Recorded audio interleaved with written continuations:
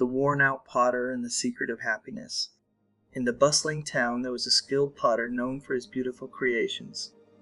His pots, cups, and vases were in high demand, and people traveled from distant places to buy his work. Despite his success, the potter was not a happy man. His hands were worn from endless hours at the wheel, and his mind was troubled by worries about his business, the competition, and the fear that his talent might one day fade.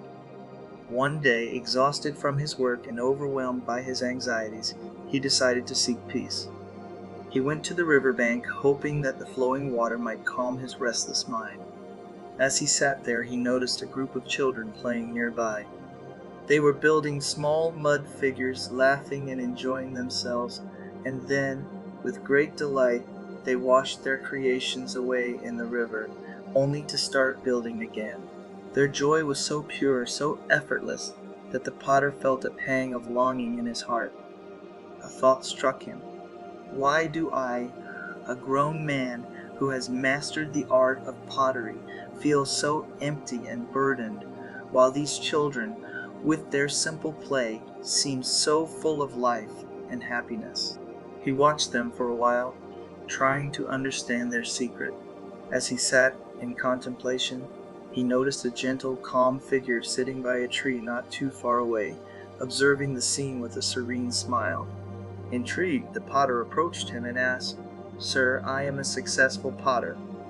I have everything I need, yet I am never content.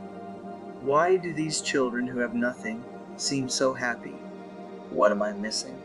The figure, who was Buddha, replied softly, "You see how the children create their figures with joy, and then let them go into the river without a second thought. They do not cling to their creations. They do not worry about what will happen if the figures are lost or broken.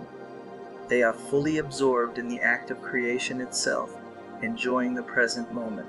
This is their secret to happiness. They do not hold on to things. They live in the now." The potter looked confused. "But I have to think about my work, my income, and my future. Is it even possible for me to release these concerns?" Buddha nodded and replied, "It is not the concerns themselves, but your attachment to them that weighs you down. You are like a potter who clings too tightly to his clay, shaping it with fear of failure rather than with the joy of creation. You measure your worth by what you produce, not by how you live. True happiness comes when you find freedom in each moment, regardless of what you are doing." Buddha then picked up a handful of clay from the ground and began to mold it gently with his hands. Be like the clay, soft and flexible, willing to be shaped by each moment. When you let go of your rigid expectations and stop worrying about outcomes, you will find that happiness flows naturally, like the river before you. The potter watched as Buddha shaped the clay into a simple bowl, and then let it fall back into the earth, smiling peacefully as he did so. The potter realized that he had been living his life like an overfired pot, hardened and inflexible, unable to find joy in the simple act of creating.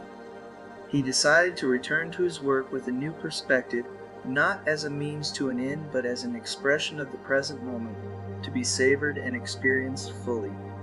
From that day forward, the potter continued to create his beautiful works, but now with a lightness in his heart and a smile in his face. He discovered that by letting go of his anxieties and immersing himself in the joy of his craft, he found a happiness he had never known.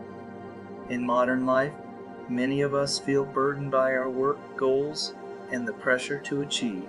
We often believe that happiness lies in reaching a particular destination or acquiring something outside ourselves. However, like the potter in the story, we can find true joy by shifting our focus from what we want to achieve to how we engage with each moment.